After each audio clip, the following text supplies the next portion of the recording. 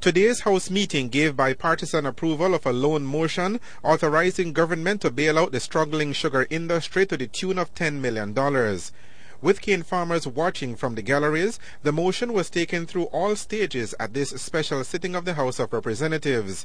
In presenting the motion, Prime Minister Dean Barrow outlined the details of the loan. Term, 5 years, including a grace period on principal repayment of 1 year. Interest rate, 7.5% per annum on the declining balance. Repayment, interest payments only during the first year and equal quarterly repayments of principal with interest over the next 4 years. The loan will be disbursed in 2 unequal tranches, with the first $3.2 million expected to be withdrawn next week to pay cane farmers their third payments for last year's crop. The remaining $6.8 million is then expected to be drawn down by year's end. As for a guarantee for the loan, first legal charge on 69.12 acres of land situated at Mile 5 on the Western Highway belonging to BSI, and irrevocable payment instructions from BSI to ING Bank as facility agent under the Working Capital Facility Agreement between BSI and ING and FCIB banks to pay interest and principal as they fall due under the GOB loan agreement from BSI's account at ING Bank. Should ING Bank not give the requisite waiver, the Prime Minister says there is a plan B, and even if he has to go cap in hand to friendly governments, he is prepared to go that way because the sugar industry is just too important to let fail. While this government is completely committed to the industry, we cannot lend because BSI cannot borrow unless and until the banks give their waivers. I have already started making calls.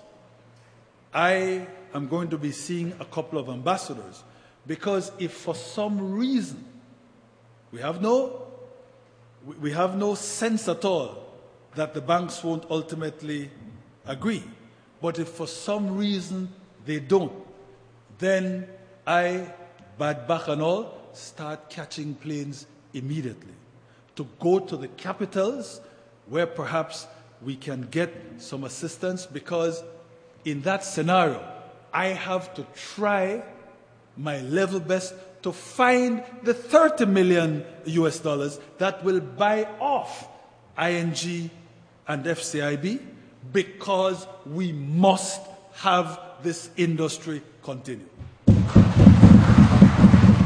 Things got testy after the loan motion came back from committee meeting as the leader of the opposition, John Briceño, made his intervention. How on earth can I know if I don't have access to the information? That's the point, Mr. Speaker, that we're supposed to be having that information. That is the point.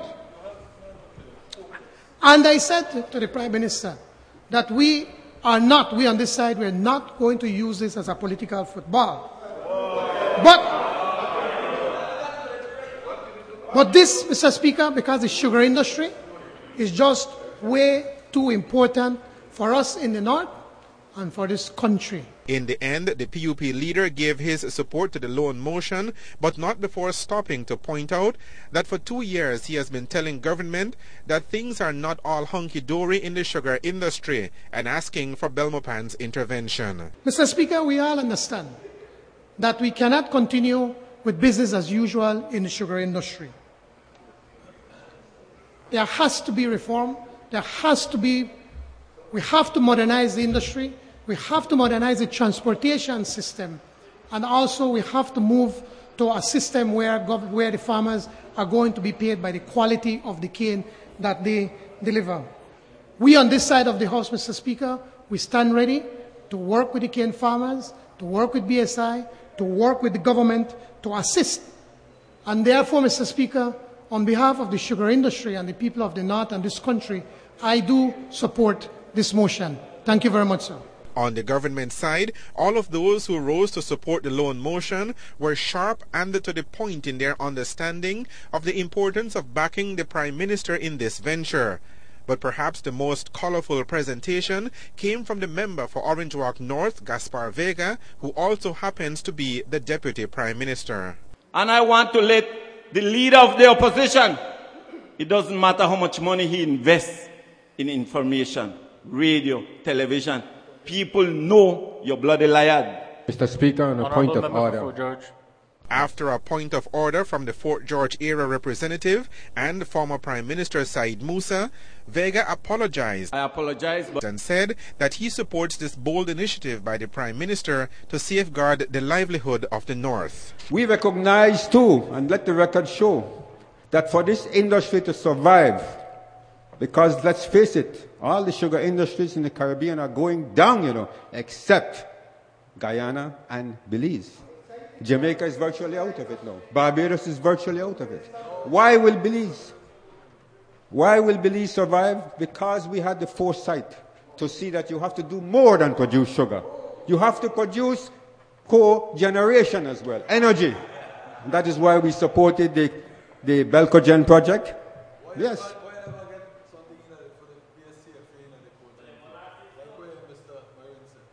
You mean with the bagage? Yes. Well, that we expect you to get that done. Yes.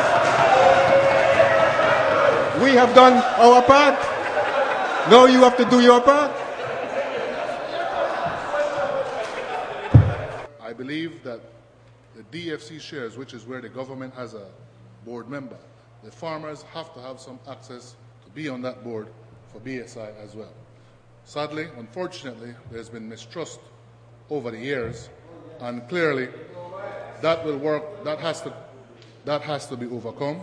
It won't be overcome overnight. It will be get through a systematic process, and I believe that is one step for it. There is nothing complicated in this plan. It is quite simple, but the basic thing of this is that you're giving the farmers what they should, their just share of the cane. Don't demand of them good quality when you give them low price. You want good quality cane, pay them good price. Simple as that. Nothing complicated in this industry. You want good cane, good price. Mr. Speaker, I support this bill. And so the motion was carried today. It now goes to a special sitting of the Senate on Friday for ratification. After that, it goes to Belize House for the Governor General's signature. Reporting for Love News, I am Patrick Jones.